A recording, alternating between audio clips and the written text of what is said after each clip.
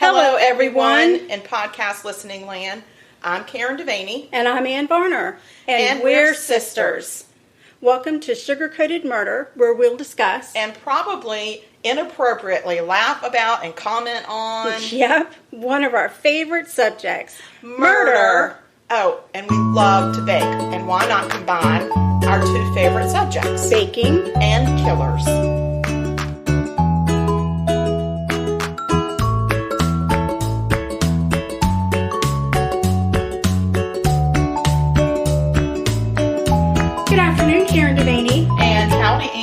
How you doing? I'm doing good today, thank you. Thanks for asking. Thank you for asking. Of course, always. Mm-hmm. So what you doing in my kitchen? I'm cooking.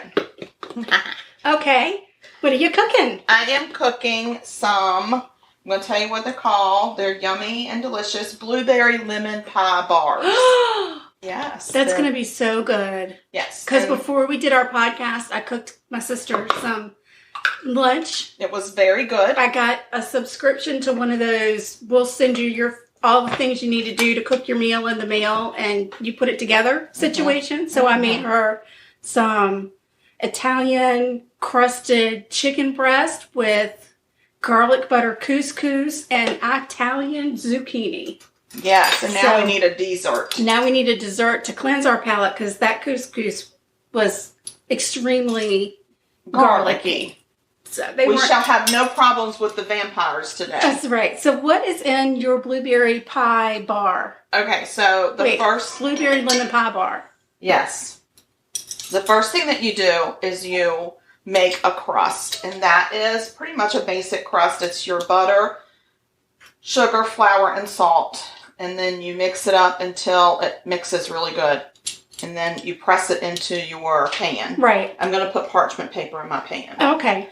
And then you're in luck. If you didn't bring any. I didn't bring any. I have some. I haven't packed it yet. Woohoo! Okay.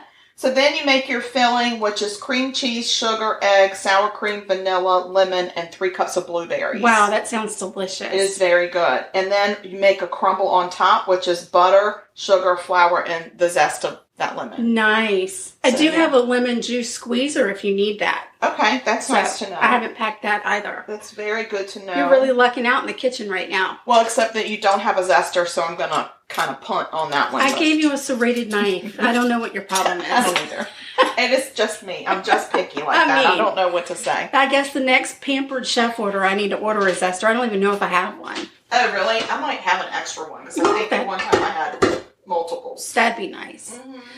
All right. Well, while you get to going over there, hopefully it's not going to be too terribly loud with the, you can, with the KitchenAid going. Uh-oh. She seems to be having some sort of a issue where the flour's flying out. Don't you worry. Don't you worry, girl. It's all right. All right, you do that. I'm going to talk murder. The nice thing is it's clean flour going on clean dishes, so that's right. You're good. Thank you so much. I really appreciate it. So you're good. All right, so you need to tell me about murder. I am, and it's really crazy because I tried really hard not to do this story, but on 3 different occasions I recorded a show that described a different case, but each time I watched the recording, it was this story. That's crazy. So, the universe was trying to tell you something. I'm not one to deny spirit from telling their story, so no, here we go. Don't mess with spirit now. You don't mess with it. So Joseph Sonnier and Becky, his high school sweetheart, were married when they were 19. They had 2 sons. Joseph was very supportive, outgoing. He was active in his son's athletics. He was also an all-around great dad. And he was devastated when Becky left him for another man 27 years into their marriage. Becky. I know, Becky. Well, Becky was the only person that he'd ever dated, so he really had to start over, you know? That's wow. After all that time, you think, since he was 19. That's a long So that's time. Tough. Becky quickly remarried this man that she left her husband for. Of course. Unfortunately, Becky picked the wrong guy. That might be some karma, I'm not sure. Because soon into their marriage, Becky's new husband murdered her and then killed himself. Oh, no, that's really bad karma. Yeah. Like, that's the worst karma. Something really, really bad happened there. Oh, gosh. I'm sorry, Becky, that I made light of your situation. You didn't know. You're dead. You didn't know. Becky's dead. I didn't mean to speak ill of the dead. No, she made a really bad decision. So Joseph was there for his sons when they lost their mother. Oh, he wow. really helped them through their grief. Yeah. And then I had forgotten to mention, too, that Joseph had done really, really well for himself. Another reason Becky maybe should have stayed with him, but Becky. he was a really wealthy pathologist, and he was a businessman. He even had, like, a side business where he made his own perfume, so... What? And he made a lot of money. That's such a weird business. He was actually... I know. When you're a pathologist. Right. So he was a multi-millionaire. Dang. So when Joseph was in his late 40s, like 48 I think, he decided on a whim that he wanted to take a dance class. Dance. Yeah, he wanted to learn some ballroom dancing, some salsa, maybe a little swing dance. Who doesn't? Right. Who doesn't want to learn that kind of I guess he kind of thought it might be a good way to get out there and meet people. I would think so. So he made some really good friends, and then he started to regain his confidence after that tragic end to his first marriage. Yeah. He also met a lot of age-appropriate women that he dated. Well, I am so proud of him. Yeah. That age-appropriate thing, I'm really, really proud of him for that. Yes, because he was very wealthy. He could have bought himself a little sugar girl. He could have, yeah, but I think he was really trying to keep in the same age group. So good for him. By now, his sons are both grown and they've moved away, but they all get together often, and they keep a tradition of going to a Texas Tech football game. 1 year, Joseph actually brings along a lady. Oh, fun! Yeah. He had been seeing her and her lady friend. A lady friend. Her name is Rochelle. I think it's like their first date, actually. It's exciting. Rochelle, like Michelle, only with an R. Yeah, Rochelle. Yeah. Like Rochelle, not Rochelle. Okay. So she was a single mom to 4 boys, and she and Joseph had met at a ballroom dancing class. Oh, she. Yeah. So this is their first date, which I think can be a little intimidating. He's taking her to a Texas Tech football game with his sons. Yeah, but, whatever. Okay. So Rochelle and Joseph get along great, and they start dating seriously. Aww. Even though he and Rochelle are hitting it off, Joseph is not interested in hopping into another marriage. Like, he's interested he's a little shell-shocked in a little long-term dating, but not the commitment of marriage. And Rochelle put a lot of pressure on him, saying that she wanted a commitment. You know why? She wanted some of that money. I think. She wanted some security. So for Rochelle's 50th birthday, Joseph got her a trip to Paris. They go off to Paris. They have a fantastic time. They even go over to where they've got that bridge with all the locks, and they do the lock and throw the key in the water. And I think he's giving her mixed signals. It's they have a really, really good time. That's good. So they come back from Paris, get back into their daily routines. And about 2 weeks after the Paris trip, Joseph is found murdered in his home. It is almost 2 years to the day that his ex-wife was murdered. So these poor kids have lost another parent to murder. Can you say that all over again? That's a lot. I will. 2 weeks after Joseph comes back from Paris on his fantastical trip. Yeah. He's found murdered in his home. I'll be damned. Right. This is these kids, both of their biological parents now have been murdered. It's awful. So Joseph hadn't shown up for work, and his secretary went to the house to check on him. She sees that a window has been kicked in, and she can see a bullet casing on the floor. She starts to scream, and a landscaper comes to check on her. He starts to kind of look around, and he finds Joseph dead. Oh my gosh. He's been shot and stabbed multiple times.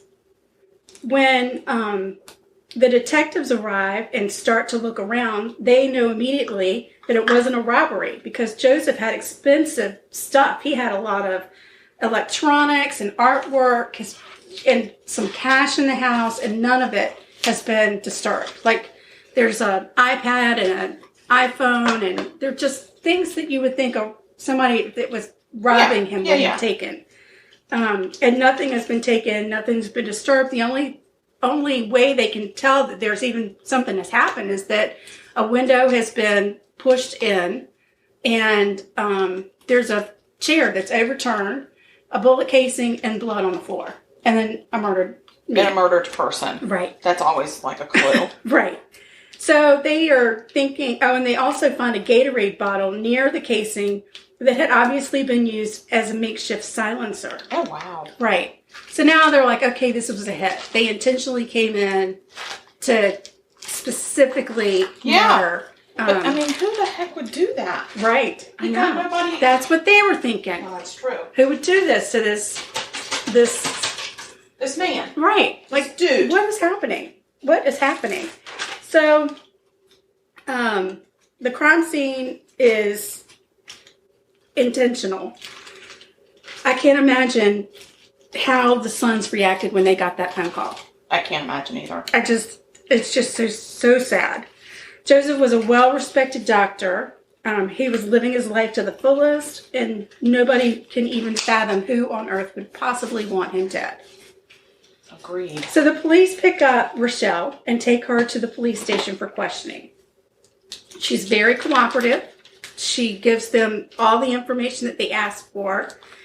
She tells them about some texts that Joseph had gotten from some women that he had dated in the past that were not especially nice. Uh-oh, he's got a jilted lover. And then she tells them that she thought someone had been following them because she said one night they were outside having a glass of wine together, and they could see somebody through his backyard fence. Uh-huh. And they went inside, and while they were standing inside, they saw a flash, like somebody had taken a picture. So weird. Yeah, that kind of creeped him out a little bit. She was certain too that somebody had been following her, like even just watching her go home and then drive past. She tells them that she had gotten a letter from someone named Tina that accused Joseph of having sex with her for money, an accusation that Joseph denied. Investigators asked her about any past relationships that she might have had. Yeah. She said that she did have an ex. His name was Dr. Thomas Michael Dixon, and he was a plastic surgeon in Amarillo, Texas. Okay. She met him while getting Botox injections in his office one day, and they struck up a conversation and decided they were going to go out on a date. Okay. So they dated for about a year and a half, and then they broke up when she met Joseph. Dr. Dixon had tried many times to get Rochelle back, but she refused. She was having too much fun with Joseph. I mean, he's a fun guy. Yeah, he's fun and rich. And took her to Paris. Honestly, I saw some pictures of him. He was very handsome. Nice. Yeah. So investigators then go and they have a chat with Dr. Dixon. When they tell him they need to talk to him about the murder of Rochelle's boyfriend, he says, "Oh my gosh, I didn't even know anything about that. I didn't know anything about him." Which is a lie, because Rochelle had told him about Joseph before. Oh, no. And then he said that he hadn't talked to Rochelle in many, many months, but she had text messages from him as of recently. Uh-oh. He does say that he really loves Rochelle and that he had wanted to get back together with her. And it turns out that she left him because he wouldn't make a commitment to her. Oh. As a matter of fact, for her 49th birthday, he gave her a subscription to the Tea of the Month Club. So that's serious stuff. I mean, how could she not marry that man? That's a long-term commitment right there. We're going to enjoy tea for a year together. The funny thing is, she didn't even drink tea. Oh. She didn't like tea. He didn't even take time to know her. Dr. Dixon. He wanted tea. He's a lame gift giver. Lame. Sorry, Tea of the Month Club. Yeah, but his secretary clearly said, "Oh, you should try Tea of the Month Club. I love mine." Yes. Right. Well, he probably gave it to his secretary one year for Christmas too, because she thank you. Picked it out, and then then he's like, "I'll give this to all my women." Oh God. That's not very smart. Not a good gift giver. So anyway, good grief. So Dr. Dixon has an alibi for the night of Joseph's murder. And so does Rochelle, by the way. Oh, Rochelle. Rochelle. And so do the ex-girlfriends that sent the bad text to Joseph. Oh, so Joseph, investigators, don't be a bad breaker-upper. They're stumped. They've hit a dead end. They are verklempt. But luck is on their side. Oh.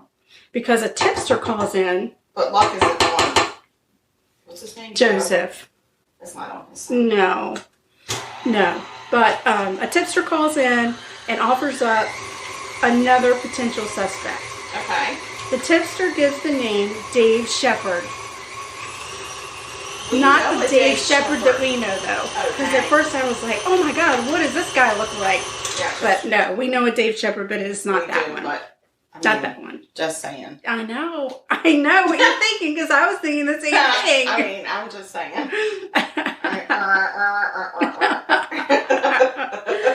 Oh, gosh. I'm sure he does not listen to this podcast, nor does anybody else that I can't imagine. I would be shocked. And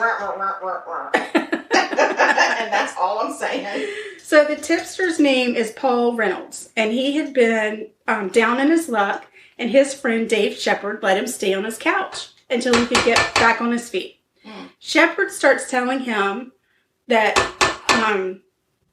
these insane stories about how he killed a man in Lubbock, which is where Joseph lived. Mm-hmm.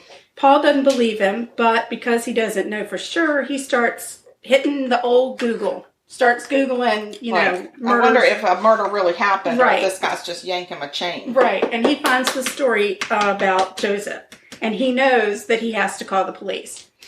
Well, guess who Dave Shepard is a good friend with? Dr. Dixon. Right. Lawyer! Know it. He and Dr. Dixon met in a cigar shop. I was going to say, don't tell me this dude was getting Botox. No, because this Dave Shepard was super down on his luck. He was like an ex-con. Oh.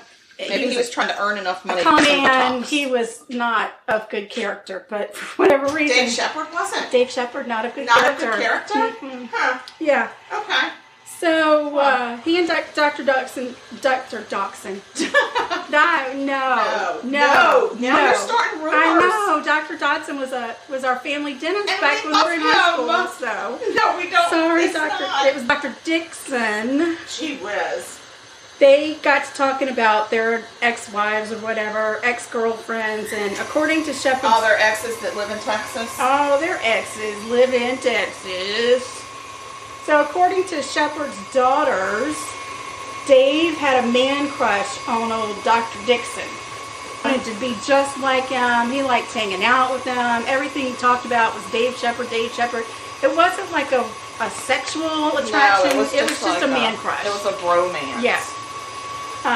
He loved hanging out with them. He thought he was real slick, and he liked the way he kind of doled out his money, and so... Yeah, well, he should have liked the way he also made his money. Right. Like, I'm just saying, pay attention to that. Yeah, and he remembers that Dixon had been talking about Rochelle and how he left his wife for her. So Dr. Dixon left his wife to be with Rochelle. Oh, Dr. Dixon, the tea of the month man? Yes. Yeah, okay. Yeah. I'm sure his wife was like, thank God no more tea. Right. So over a cigar and probably some alcohol. More than likely. Dave Shepard and Dr. Dixon decide they're going to try and mess with Joseph's reputation. Oh. Good God, how old are we? Yeah. Right? Dixon decides that they need to follow Joseph. So Shepard's the one, of course, who's doing the following. And he follows Joseph and Rochelle. Oh, Rochelle called it. Right. So while with investigators, Shepard actually confesses that he and Dixon planned Joseph's murder. Oh. And he's the one that carried it out. He gives investigators a blow-by-blow of everything that happened. That went in my ear and was coming out the wrong way, but now I got it. Oh, no, he's not doing that. There was a bromance happening, there were things happening, but it's okay. But he doesn't have the bromance with the investigators. Oh, that's true. He's just trying to make some money. Yeah, he just really needs some money. So, now he's telling investigators blow by blow. So, anyway... Where's your lemon squeezer? It's in the top drawer next to the stove. Perfect. Oh my God, if it goes missing now, I know our whole audience came in at night and stole it. Yes. Now I'm going to move it. You're going to move. I'm going to move it. It's going to be in a whole different address, so I'm not worried about it.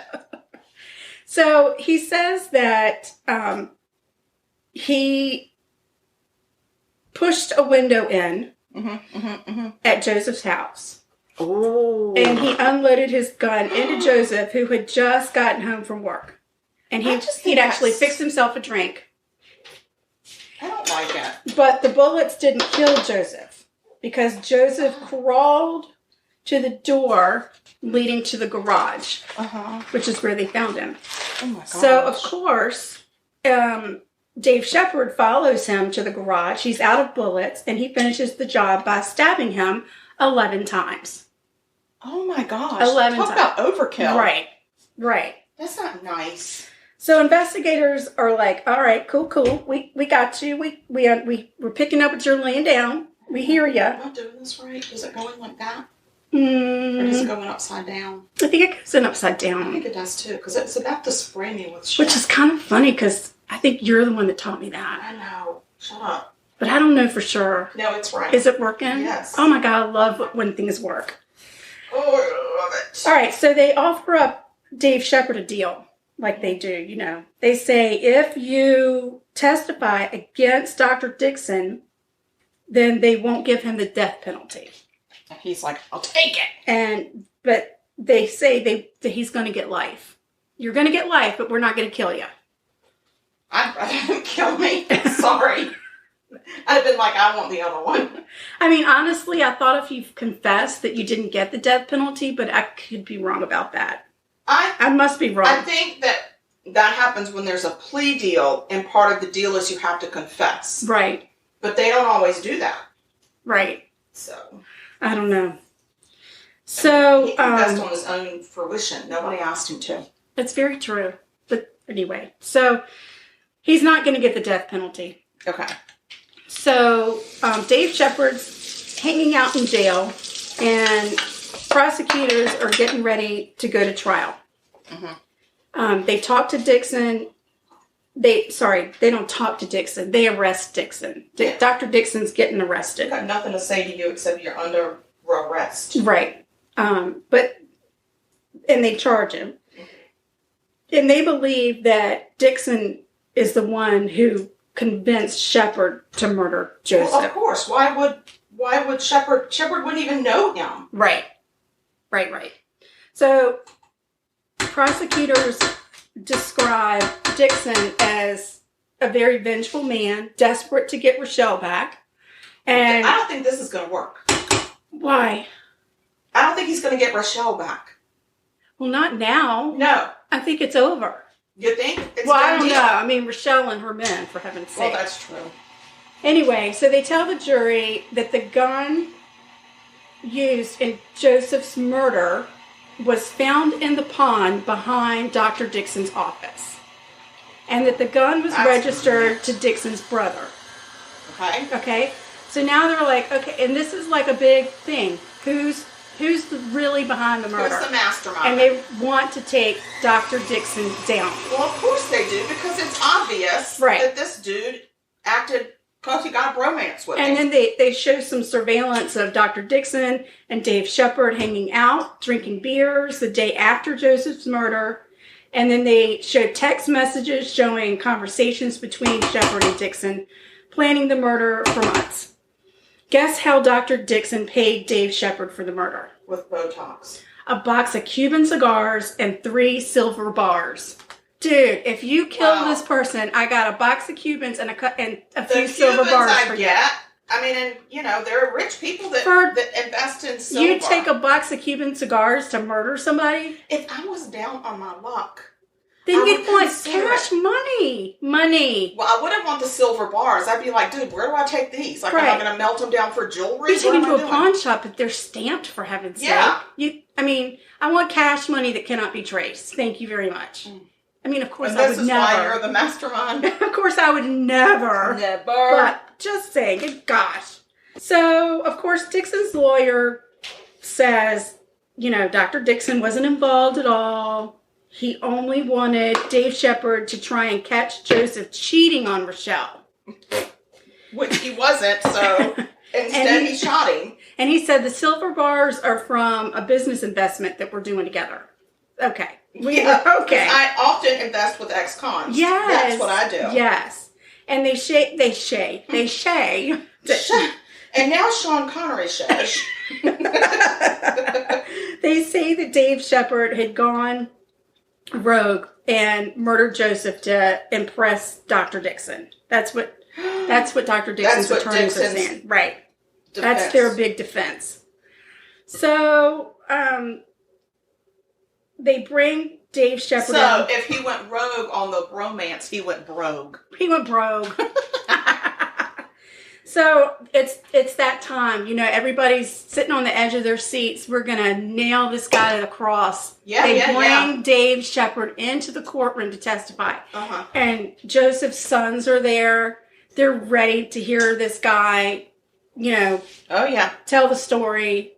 And Dave Shepard's daughters are there because they know what's going on and they want to see their dad do the right thing. Mm-hmm. So there's a lot of anticipation built up around old Dave Shepard. Anticipation. Yeah. It's making me wait. Okay. That's what happens. So Dave Shepard gets on the stand and changes his whole story. What? What? What the hell is he doing? Yeah. He says that it was all him and that Dr. Dixon wasn't involved. Dixon got to him with some more cash. Oh my gosh. Can you even believe it? He gave him more Cubans. Imagine. But he's going to have to go to jail, so he's going to have to keister those Cubans to get them through the jail. Imagine and nobody going to want to smoke that. Those poor kids in the courtroom. They're finally going to get restitution, and they're taking down this Dr. Dixon, and Shepard tells a whole different story to the jury. It ain't won't happen. Ain't want to happen. So Shepard ends up getting life in prison anyway, even though he changed his story. And I'm not quite sure how that happens, but I guess because he had the way they had written it up or whatever. Yeah, blah, blah, blah, legal stuff. I don't get it. Right. And when Dixon goes to trial, he gets a hung jury because they don't have the testimony from Dave Shepard.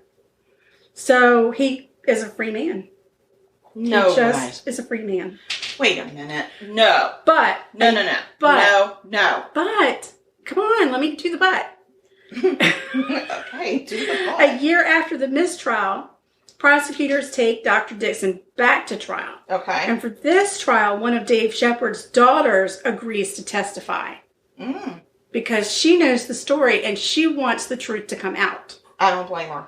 She tells the story of Shepard talking to her and her sisters, and he actually took them out for a fancy dinner, which is something that never happens. Yeah. He bought one of the daughters a new iPhone. He had cash. He bought himself a new grill, and his daughter said, "Dad, where is all of this money coming from?" So the grill that he bought, was it the grill? No, like he cooking family dinner. Like a Weber. Yeah, like a Weber, okay. a fancy one though. Okay. So he told them that he'd done some work for Dr. Dixon and that he had paid him for it.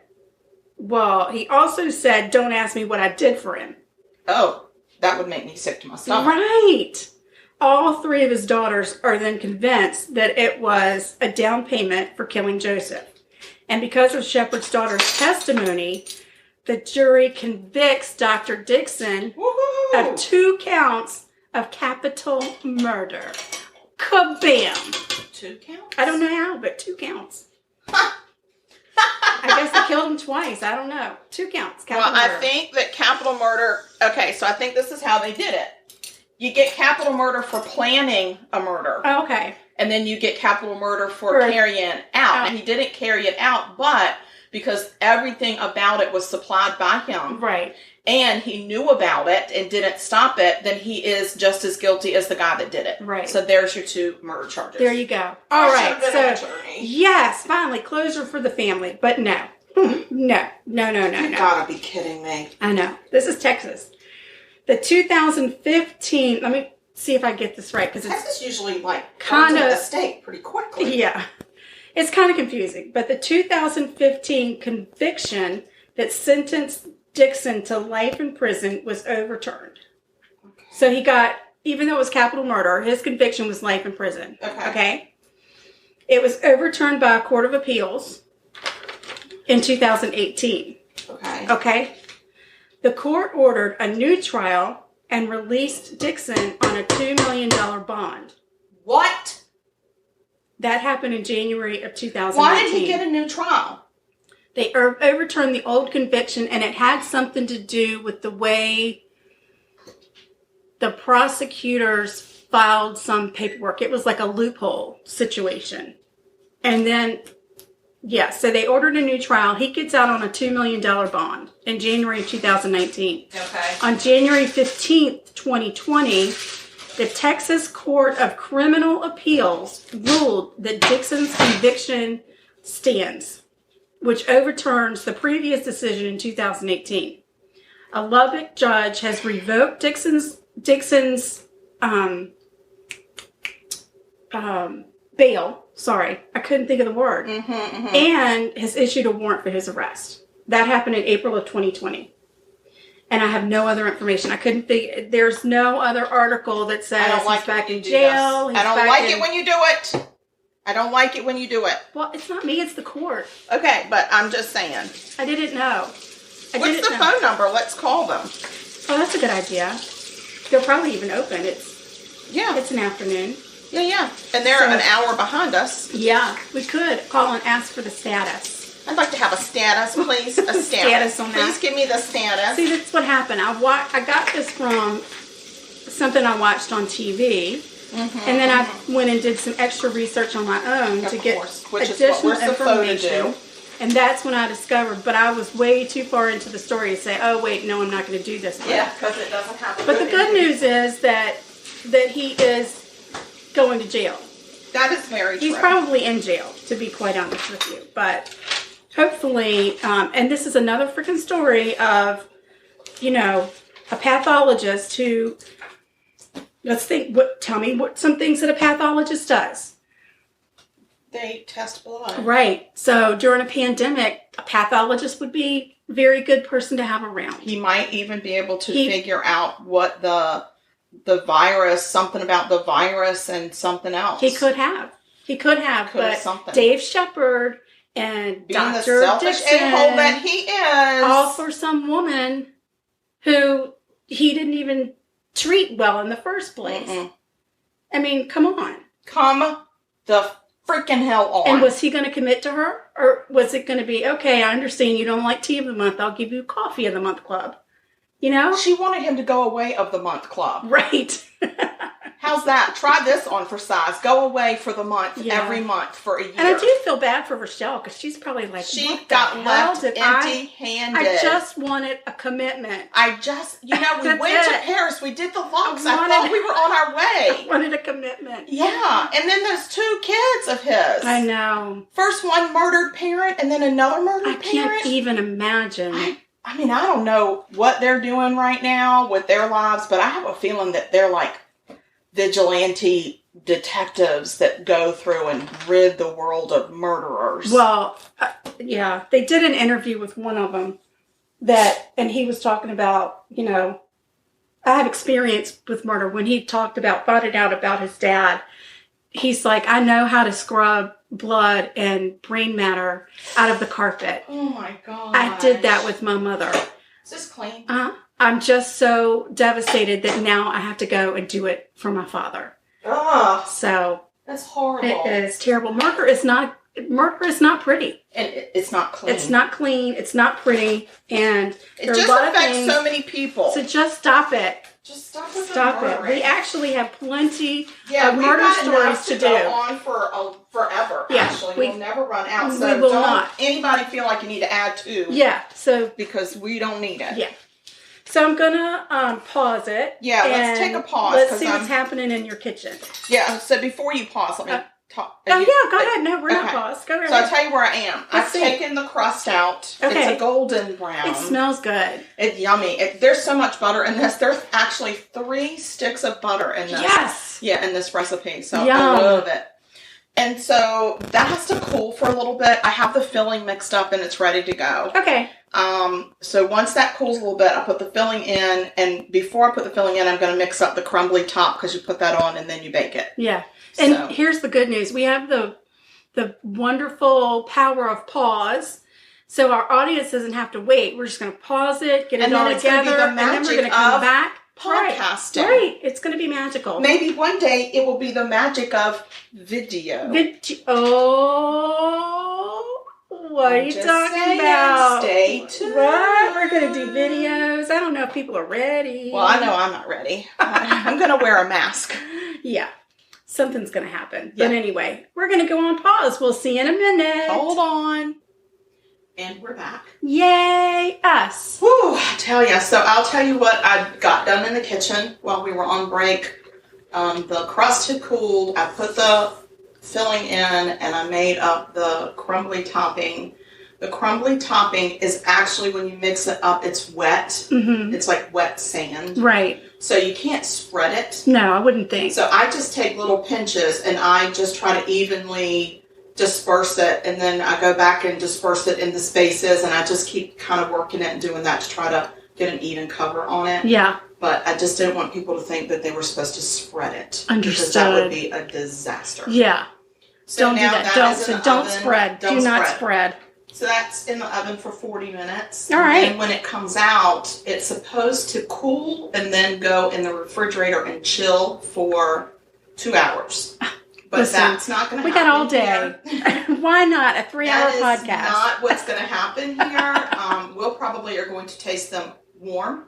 Right. And then chill what's left. I'm not sad about it. I'm not sad either. So anyway, I have a murder to talk about. I'm so excited to hear it. Let's go. It's a lengthy one, but I found it fascinating. Sometimes it takes a long time to get it out. I agree. Well, yes. Thoroughly go through all the nooks and crannies. I am just like a Thomas's English muffin. Let's hear it. So we're in August of 1992, and Connie Warner goes missing from her home, leaving behind a gruesome, bloody scene. There was blood and hair smeared throughout the house. Oh, Connie. Yep, her eyeglasses were on the floor of her bedroom. Oh, dear. Her car was still in the driveway, but police could see that there was blood in and on the car. Oh, gosh. There was blood and hair on top of the trunk. Oh, my gosh. And then there was blood all throughout the car. And there were drops of blood in the driveway. And before we started podcasting, I would have immediately thought, my God, this woman has been mauled by a bear. Exactly. But now I think everybody has been murdered, including my daughter. Right. So investigators also noticed that the keys to Connie's car were missing, even though her car was in the driveway. Oh. So at first, Connie's daughter and her boyfriend were suspected to be in on this crime because they were the first to come up upon the scene. Oh, yeah. But assume, because I'm Italian. Assume. So soon they were cleared. Crime scene was an absolute mess. The police didn't handle the scene properly. Oh, gosh. They walked through a lot of blood. They couldn't properly collect pure samples for DNA. And this is in 92. We really weren't testing for DNA back then. So I don't think that they were really up on their techniques. And this is a very small town in Zachary, Louisiana. Right. It's a pretty small town. I think they said there's I think they said it was 85,000, which I think is a big town, but it turns out that's considered a small town. It is, yeah. So 2 days later, Hurricane Andrew slams into that area. The investigation is put on hold. Gosh darn it. I hate that. Really do. But yeah. They can't help it. There's nothing. You gotta deal with the disaster. 10 days later, Connie's body is found in a drainage ditch. It's badly decomposed, which of course, because it's been out in the weather, right, including a hurricane. They have to use dental records to identify her So maybe body. The hurricane was a blessing in disguise. Otherwise, maybe her body wouldn't have been found in a drainage ditch. I don't know. Autopsies reveal some very traumatic head wounds. Yeah, I would imagine. Very traumatic. And a neighbor said that they had seen a man loading a large bundle into Connie's car and then drive off. Uh-oh. But they didn't seem to feel like they needed to call anybody. Yeah, like... Yeah. Yeah. This is a woman who lives with... She and her daughter live here. I would be calling. Yeah. I almost called on the carpet cleaner guys the other day because they had hoses and a carpet rolled up. And I was like, I know you murdered somebody. And I'm calling. So, I mean, I'm suspecting everybody. And then this person is just like, yeah, I saw some big bundle being loaded in her car by a strange man. And drove off in her car. But then I just went on about my day. So that irritates me a little. Yes. See something, say something. See something, say something. I'm just saying. They might not have had that in 1992. They probably didn't because I don't think we started that until after 9/11. Right. So they had some potential suspects, but they were all clear because Connie had been dating a couple of men, not like kind of. She wasn't a platonic. loosey-goosey, but she was feeling. But she had a nice social life. Yeah. So she had some gentlemen suitors. Oh, nice. Yeah, and they were all cleared. So there were no prime suspects developed in this case. Oh no. So we're going to jump ahead to 1993. Okay.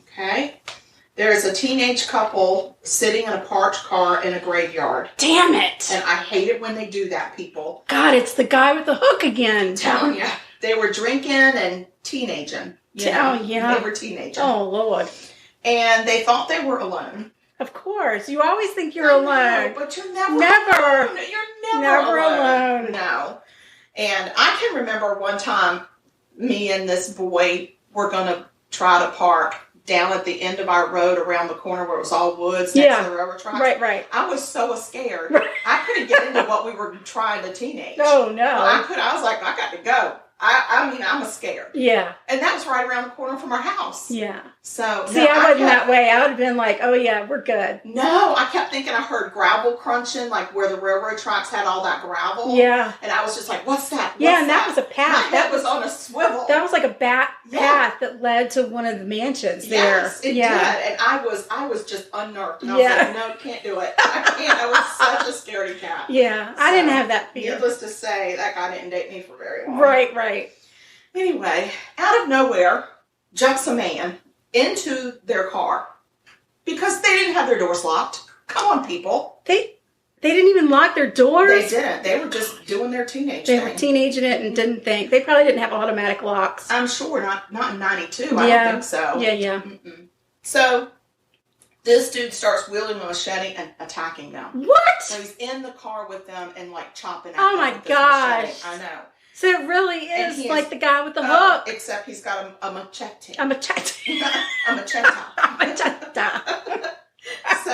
So no. Clearly we need to go to Italy. Clearly they're going to think I'm one of them. Oh my goodness. So as it turned out, a local policeman happened upon the scene as this man is in there chopping at them. Just happened to drive through the graveyard on his shift. Well, he's wondering what the hell is the car doing parked in the graveyard. More teenagers teenaging in the graveyard. So can you imagine in a graveyard? I would have been like, hell freaking no. Yeah, I'd have been like, okay. I know you would have been. I would have been like, no, I'm not, because I know there's a ghost and it's going to get in my car. Right. No, I don't want any ghosts in my car. So, anyway, this policeman comes by and the man with the machete runs away, but not before reaching over and grabbing the keys out of the ignition to it. Oh, so that's his thing. So, that's his thing. He's the key killer. Stop it. He's not killing the keys, sugar.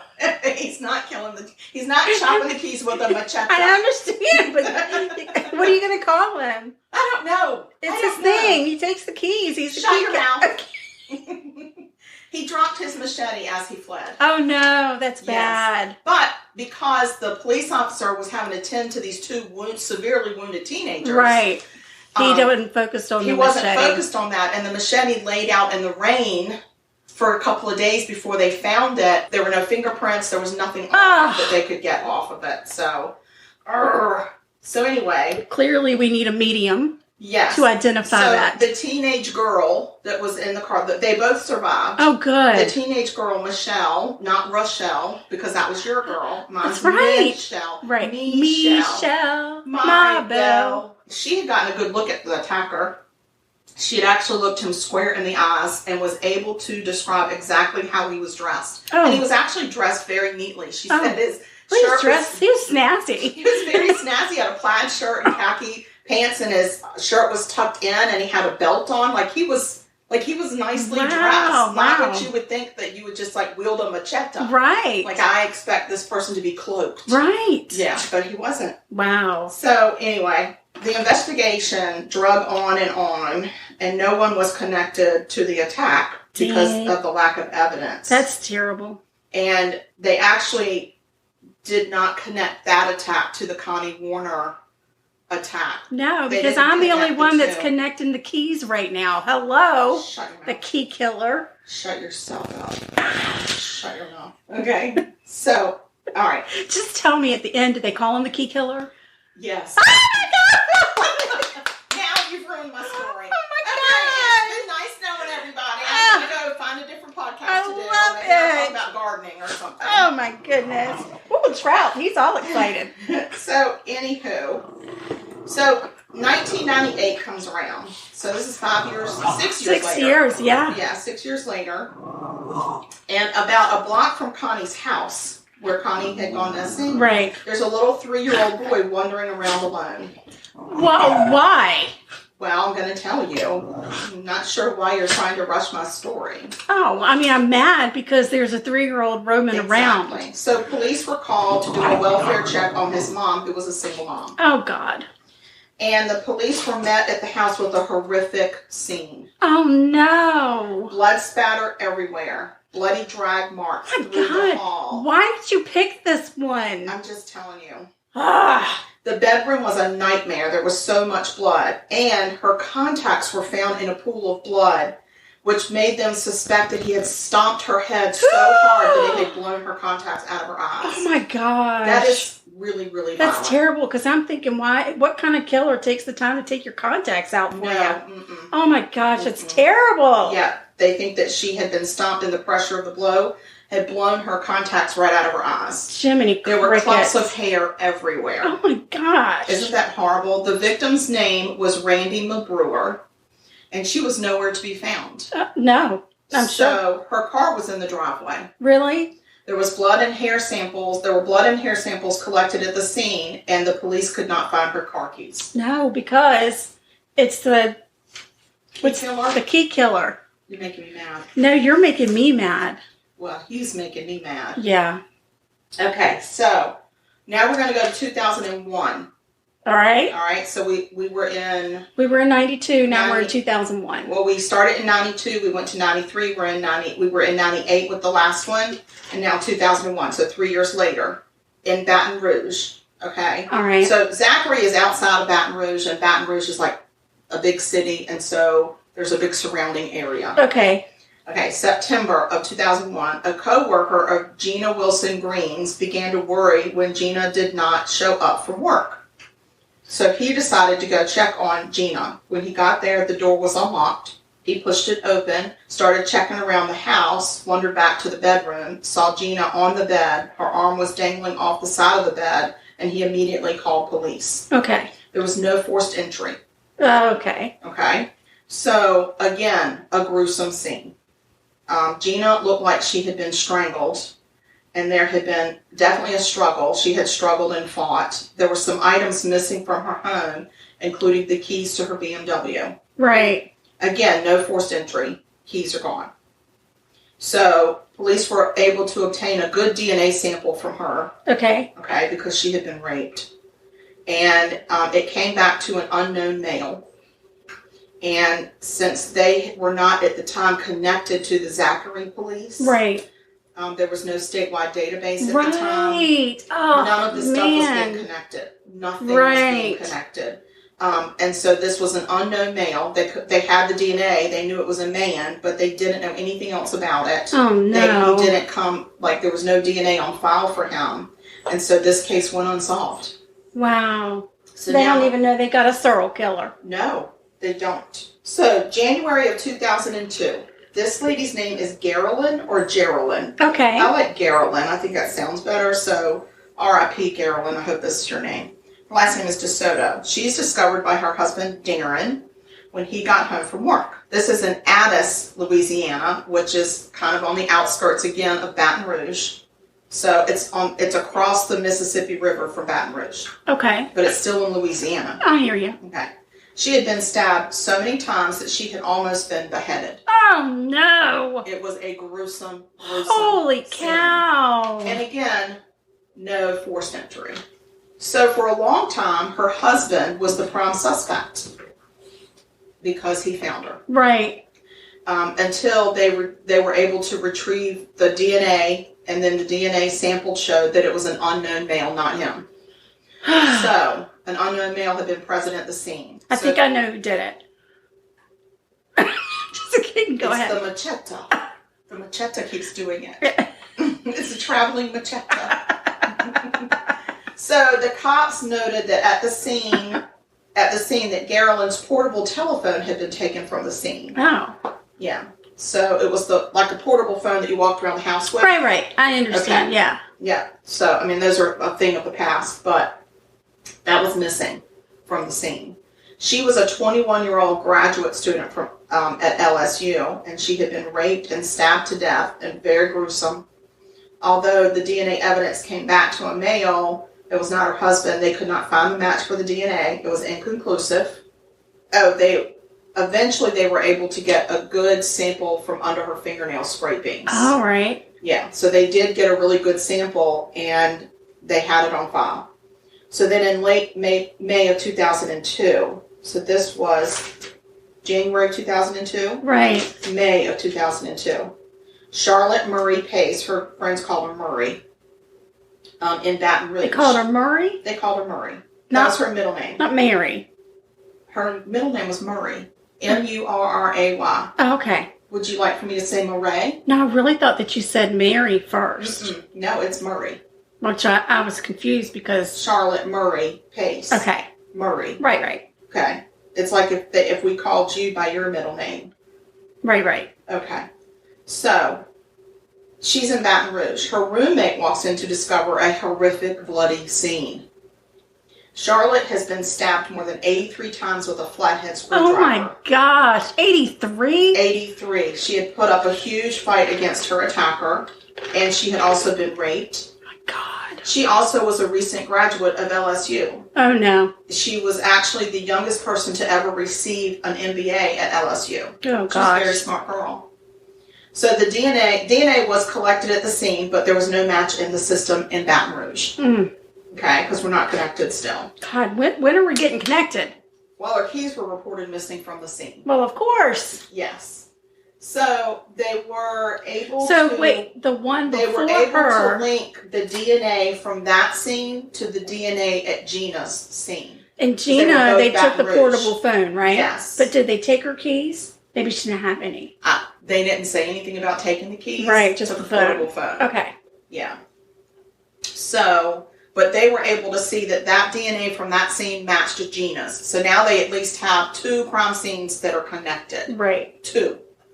So in July of 2002, Diane Alexander is at home alone and gets a knock at the door. There's a young man who says he was lost and asked to use her phone. No. He then pushes his way in and attempts to rape her and began beating her violently. Oh my gosh. And tried to choke her with the phone cord. Oh dear. Yep. But as that was happening, a car pulled up into her driveway and the attacker ran away. It was her son coming home. Thank you, Lord Jesus. So Diane survives the attack, but it takes her a while to recover. Right. But once she recovers from her injuries, she helps police develop a composite sketch of her attacker. Oh, right. So now we've got a picture. Yay. Okay? So police start to develop a little bit of a profile. So they note that the killer is working in a particular area. There's they can see that just the two girls that they connected and this one they can see are in a very close area. Yeah, I would imagine they've got like the big map and they've got the pins, thumbtacks and the string going to where everything goes and pictures. Yes, and they know that he is taking trophies. Keys or phones right now are the main things that he's taking. Right. Okay. So, again, in July of 2002, Pamela Kinnemore disappears from her home in Baton Rouge. 4 days later, her body is found floating under the Whiskey Bay Bridge. Oh, Lord. That sounds like a cool place, though. Sounds Whiskey like a Bay. delightful place. She has been raped, beaten, and strangled, and her throat was slit to the point that she was almost beheaded. Oh, my God. She was 44 years old. She was a local shop owner. So now the police,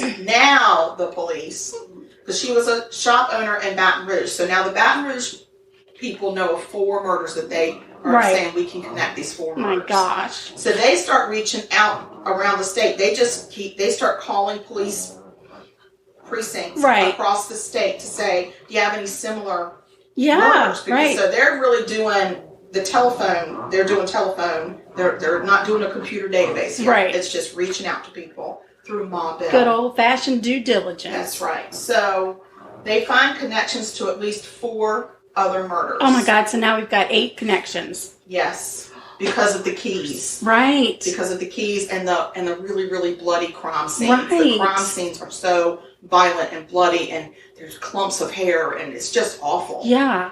So the Baton Rouge police actually reach out to the FBI and ask them to develop an official profile. Good. Well, this is a profile. So now the mine hunters are going. Exactly. We've got the mine hunters on it.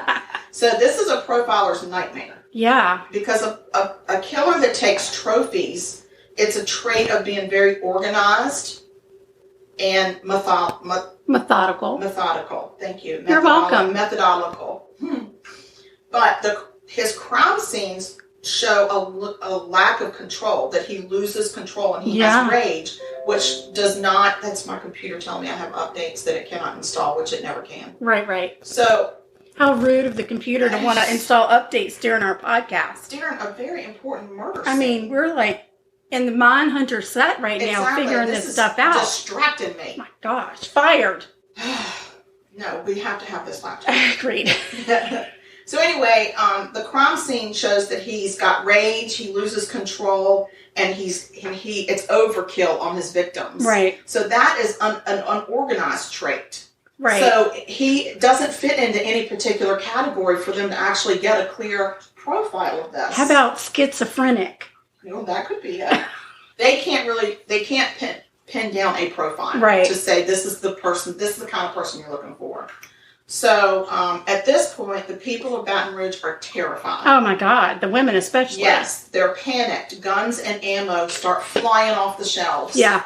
And at one point, all of the ammo in the local area was sold out. Oh, Lord. Neighbors started patrolling their own neighborhoods. The neighborhoods did not patrol the neighbors because that's weird. That would be weird. So the neighbors started patrolling the neighborhoods, and people everywhere were trying to develop their own victim trying to figure out who did it. Yes, their own killer profile. Right. So because the police don't have a killer profile, they try to start going to a victim profile. Because now we're going to try to figure out what do these victims all have in common so that we can figure out who's he going after. So that makes sense. To this point, all of the women were white women with dark brown or reddish hair, known for a big friendly smile and prominent cheekbones. Oh. I've never been so happy in all my life to have horrible cheekbones. Right. Like, I'm just so happy I have a smush face and not a cheekbone. So, most of the women were young. Most of them were in their 20s, except for this 44-year-old woman. Right. So, it's hard to really get this victim profile nailed down now. So, the DNA that was connected to Pamela's body matched the DNA from the other 4 connected victims. So now we've got 5 connected victims, except Pam's keys are found in her door lock of her door. Oh. So they think that he couldn't get him out. He couldn't get them out, or he missed them because they were in the door. So, but her husband, when he describes to them what she was wearing, because she was missing, and then she was found, he described her jewelry, and one of the pieces of jewelry is a toe ring. And when they discovered her body, the toe ring was gone. Oh. So now he has started collecting jewelry. Oh. So now he's really got us all over the place. Like, he's got some mine hunters questioning their profession. Right, now. yeah. So, police felt like... Though a toe ring could double as a key ring. Just saying. Go if ahead. you have a really huge toe. I'm just saying. Okay. All right, so the profilers talk about why he's keeping these trophies. Right. And trophies are a way to control the victim. It's like ownership of the victim, even after the victim is dead. Right. Plus, a lot of them get gratification from, oh my God, we have a killer dog on the loose. It must be a squirrel. Please hold. Yes, I'm so sorry. Trout, come on. Come on, Bubba. Trout, let's go. Come on. That's not, I know. There was another dog. Pardon me. There was another dog walking past. How dare that dog? I know. And he was barking at Trout, and Trout was, they were having a conversation. But oh, yeah, and Trout won. The timing is not good. Trout won. Good job, buddy. All right, so now the people of Baton Rouge are just out there trying to find this killer on their own. Right. They thought they had developed a theory in the public that it was a white man driving a white truck. Okay. So police start to stop every white man in a white truck. Wow. And they do DNA swabs of every single man. Hundreds of them just on the side of the road. They stop you, they swab you. You got a white truck, we're stopping you. You're a white man and a white truck, we're stopping your ass. Right. So they swab hundreds of people and there are no, my gosh, what is happening? Sorry. Well, I went outside and there was pollen. There's pollen. And now I've sneezed. I'm so sorry. I tried to hold it in, but it did not work. Mm-hmm. I'm sorry. Let's find the killer in the white truck. This is very disruptive right now. I told you in the beginning it was long, so get your focus pants I know. on. I'm sorry. Things are falling apart. Pull your focus pants up. I got it. Okay. So, no matches from all these white men swabs. Right. So, in November of 2002, about an hour west of Baton Rouge, hunters find the body of another female. Oh, man. She's raped and beaten to death. Her name is Trenisha Cologne. Oh. And again, witnesses said that they saw a white truck parked next to the victim's car. Okay. At some point. Right. There is DNA collected from Trenisha, and it matches the other 5 victims. Now we're up to 6 victims in the Baton Rouge area that we've connected through DNA. Somebody get him. I'm telling you, this is just terrifying. And Trenisha has dark brown hair and prominent cheekbones, but she's a light-skinned black woman. I was going to say, the other women have been white women. They've all been white, and this so one now is a light-skinned black, so now he's crossing over. Oh my God. So it feels like the more panicked the town is in, the more panicked this killer is in. Right. Because now he's just trying to find opportunity. Right. She had actually gone out to the graveside of her mother. Her mother had died 6 months ago. Oh, she wasn't even from this town. She had come back to go and visit her mom's grave because she was really having to get over her mom. And I'm mad at this. She literally disappeared from the graveside. Heathen, for heaven's sake. Exactly. And she was found in the woods near where the gravesite was. Ugh. So, I mean, that's just awful. So, when her family described what she was wearing and everything, there was a particular ring on her finger. Oh. It was not a monogram ring, but like a signet. It was stamped with the word love. Okay. Okay. And it was missing. So now he's gone for a finger ring. Wow. Like he's just grabbing whatever. So police send that DNA. I just want you to know that the theory that I had of it being the local auto mechanic has now gone to hell. Yeah, that's not him. Oh, because he was looking for the keys. For all the keys. And then I thought, well, maybe the car salesman that sold them the cars, maybe it's him. But now, no, I don't know. I got to go back to the drawing board. You got to go ask them at Mine Hunters. So the DNA evidence from all 6 victims gets sent off again for more extensive tests because now we're in 2002 and we're developing the DNA profiles a little bit better. Right. The further along we get, the more technology we have. Absolutely. But still, oh my gosh, all these poor women. I know, and the town is just panicked. I would be terrified to go to the grocery store. I wouldn't be terrified to stay at home. I wouldn't want to be at home, and I wouldn't want to go see a grave, and I wouldn't want to go walk on the street or be at my shop. I mean, it's everywhere. Yeah. And it's really frightening, and these people really only know about the Baton Rouge murders. Right. They don't know about the ones outside of Baton Rouge. Gosh. So it's really, I mean, this guy is really, he's really piling up the murders. Yeah. So they get a profile back on the DNA, finally, that tells them a little bit more about this killer. Okay. He's a black male. We were been looking for the white wrong man in a guy white all truck. along. I know. People were just startled by this information because they knew. And something else that the profiler said is in profiling, they find that a serial killer does not cross racial lines. Really? If you have a lot of white victims, then it's a white man. Right. If you have a lot of black victims, it's a black man. Really? Yes. And so this guy is throwing He's all over the place, because right. he's a black man concentrating on white women, and then he's gone towards the black woman. Right. It's like they're like, how are we ever going to catch this guy? We can't nail down who he really is and who he's looking for. Right. So the police start looking at crimes in the area of different crimes in the area that they might be able to link up with that are unsolved, or maybe there's some solved crimes where somebody went to jail in the area, and they're looking at black men just trying to go through their databases. Right. Randomly, literally needle in a haystack. And this might even be before the times when all the prisoners had to give DNA when they go into prison. So now this is before that. Yeah. Yeah. So this is not easy. No, my gosh. Yeah. So they're looking for anything that has been perpetrated by black males. And that's a needle in a haystack. I mean, what are you going to do? Yeah.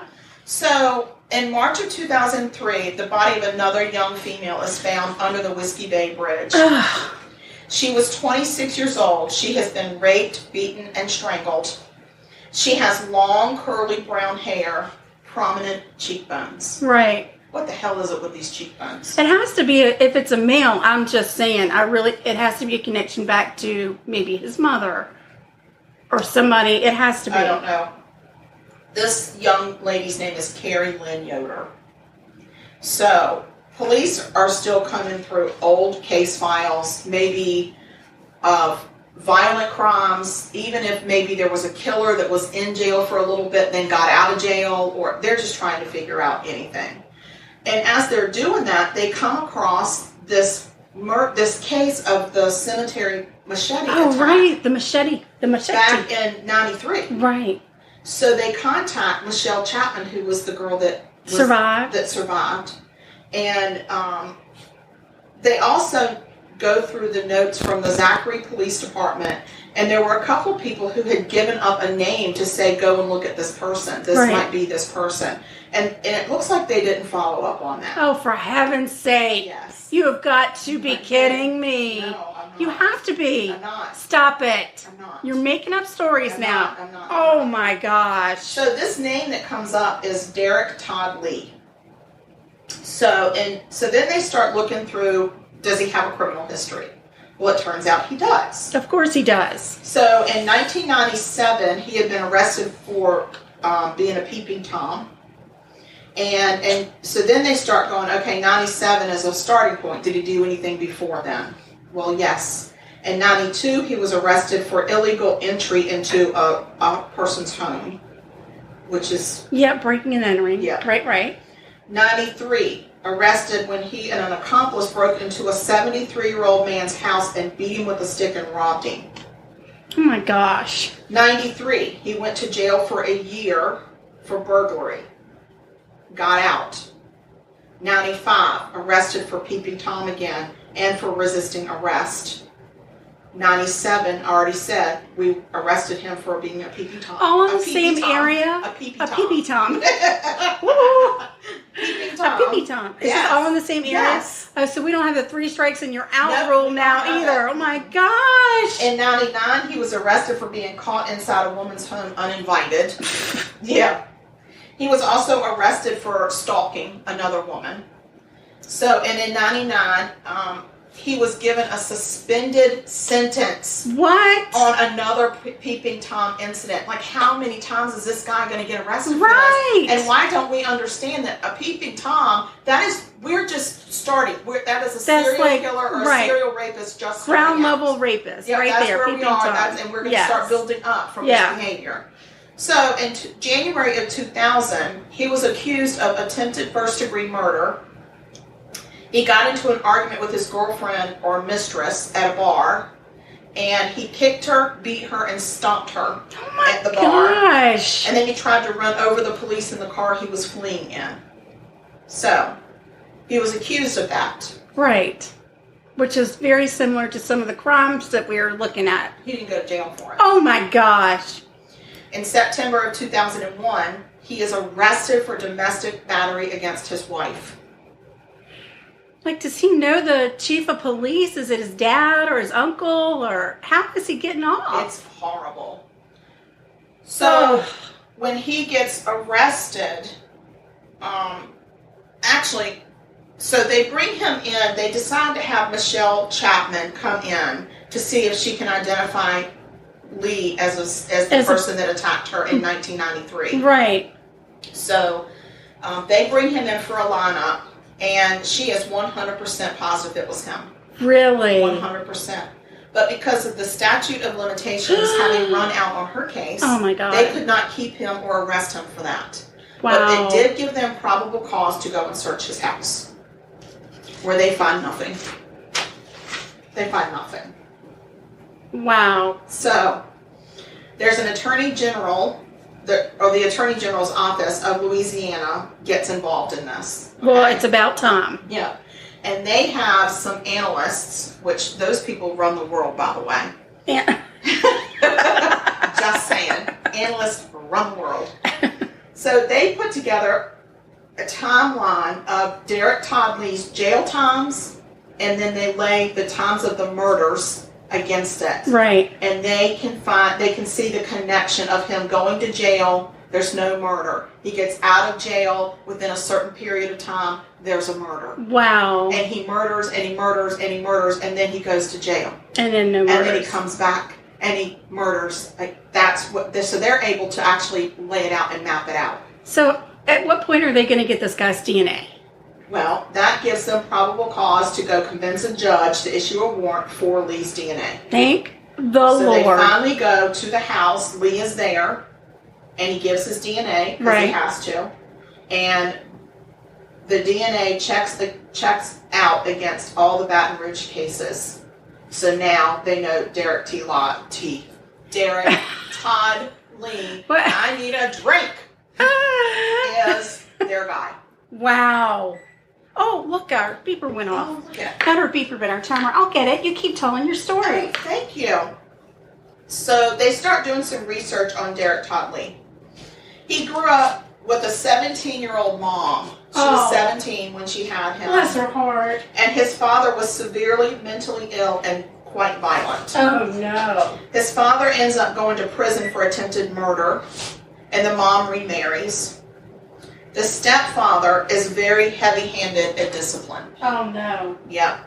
So Derek Todd Lee was a slow learner. Oh, no. And he was in special ed classes at school and was teased incessantly by schoolmates. Oh, my gosh. He was bullied. He was bullied. Darn it. I mean, ugh. Okay, I don't know how to feel. I don't know how to feel right now. I'm sorry either. as a child that he went through that. But I'm sorry for the child. I'm very sorry for the child, but I have a hard time being sorry for the adult. Right.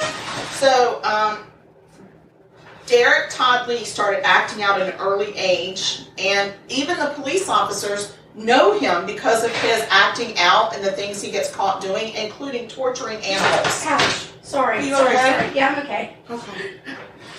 So anyway, he starts out by torturing animals. Oh no! And then progresses. That's for the serial killer stuff.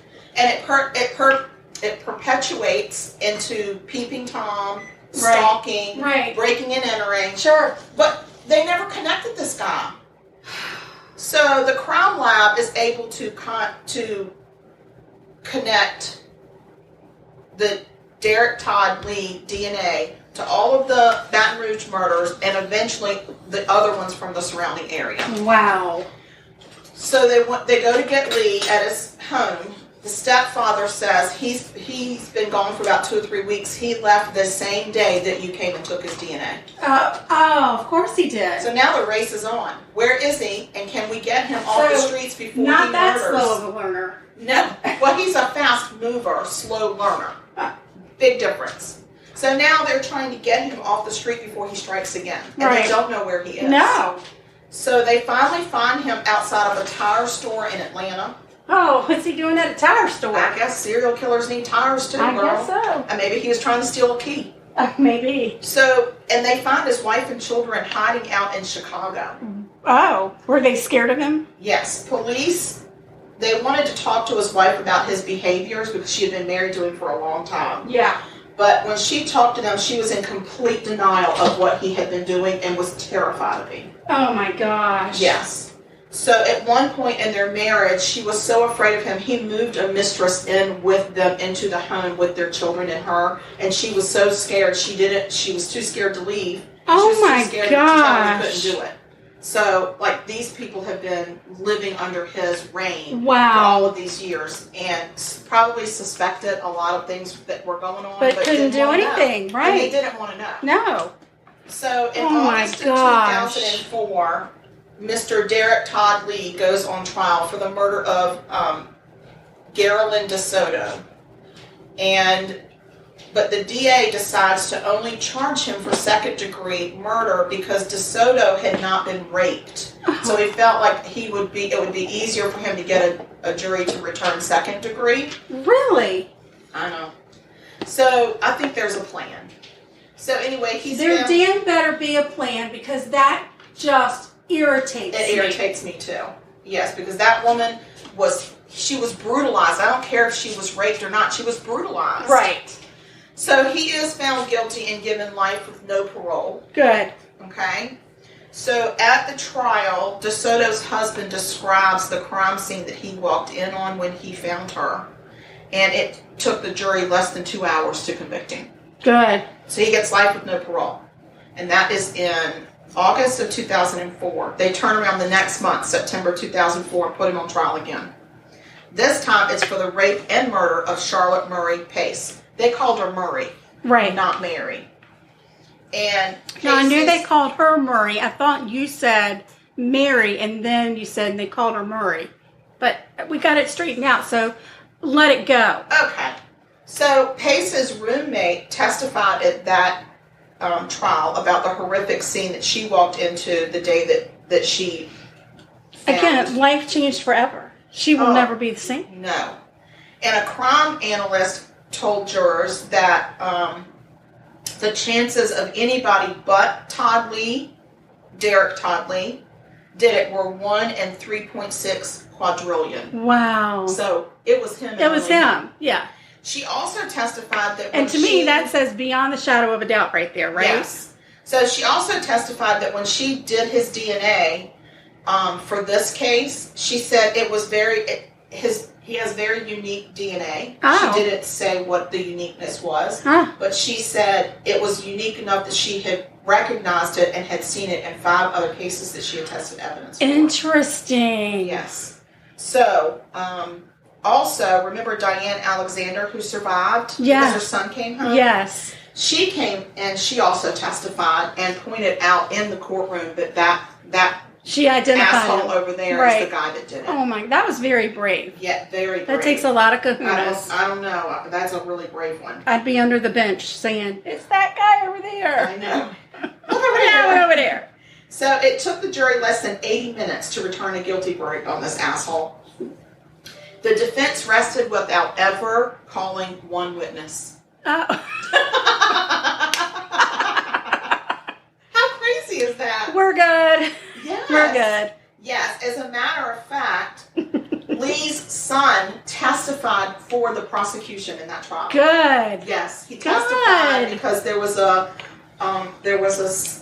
pair of bloody boots that he found in their home and knew that something bad had happened, and it was right around the time of the DeSoto disappearance. Oh, okay. So he thought in his mind his dad had something to do with that back then. Oh, my God. And he got up and testified against his dad. Wow. Yeah, now that's a brave kid. Look at that. 2 stories with kids testifying against their parents were guilty. That's right. Oh, my gosh. Again, we connect. Oh, my gosh, you're so right. Look at us go. That's just cray-cray.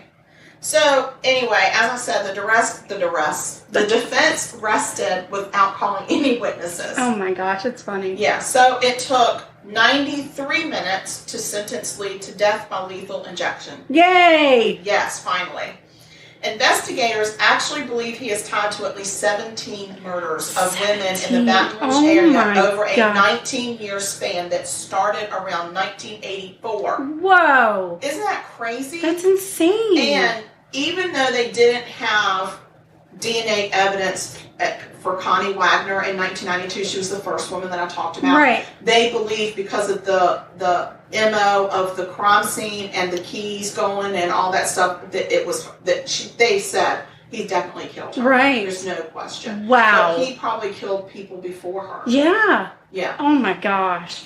That's crazy. So he was housed at Angola in Louisiana, the Louisiana State Pen, on death row. But in 2016, the devil came and took him. Yay! And he died from natural causes. Good. I wrote down here, he probably rotted from the inside out. I would think. Yes. I would think. Oh my gosh. What a What a and bad they called him man. the key killer. They did? They really did. I love it. Yeah. No, I don't love the murders, but I love that I actually got that. Yes, I don't get a lot of things right. I'm so happy that you spoiled that. I got that right. Because that was going to be the last thing that I said. Stop it. I don't have that I mean, anybody could figure that out. Come on. What's happening over there? So I took it out of the oven. It actually is gorgeous. It's beautiful. Take a picture. Absolutely beautiful. Yeah. All right. So, but I wasn't sure, how it needed to set up or whatever. So I'm gonna put it on pause and then we'll come back and cut it. All right. Please hold. Please hold for just a quick second.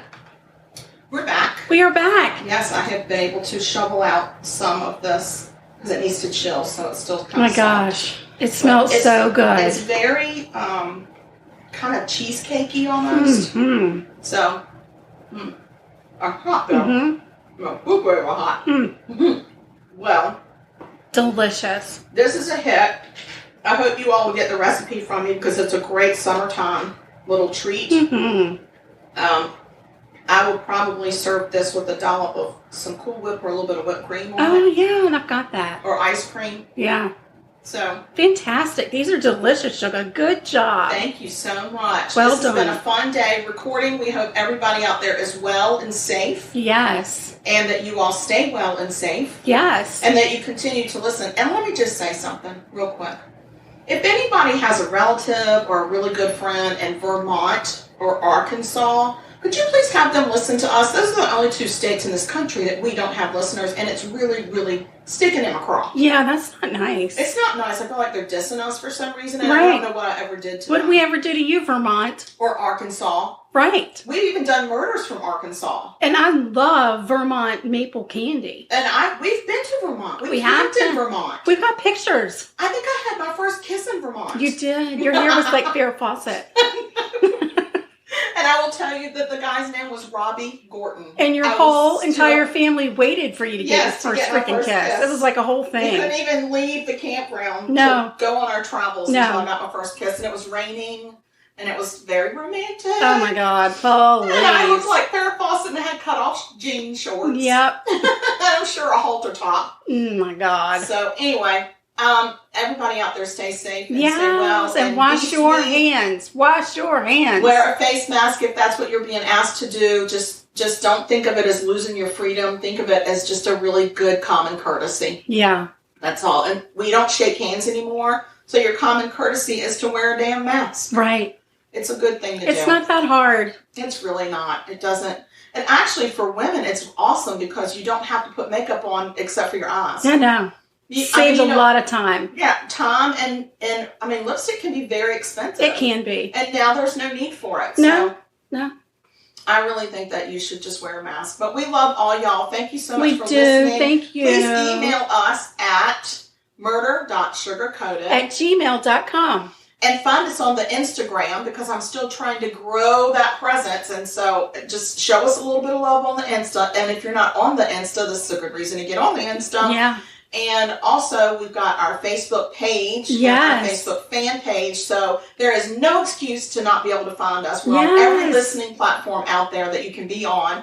And we hope that you grab a friend and have a listening party. Yes. So, a friend, a drink, a party, a listen. Yes. And email us. Let us know how you're doing, or chat us up on one of our Facebook pages. Yeah, but we'll talk to you. From y'all and see what you're thinking. Send us murders. Let us know if you want a recipe. Send us pictures, or send us a recipe to try. There you go. So anyway, we love you. We too. Have a great week. Bye now. Bye.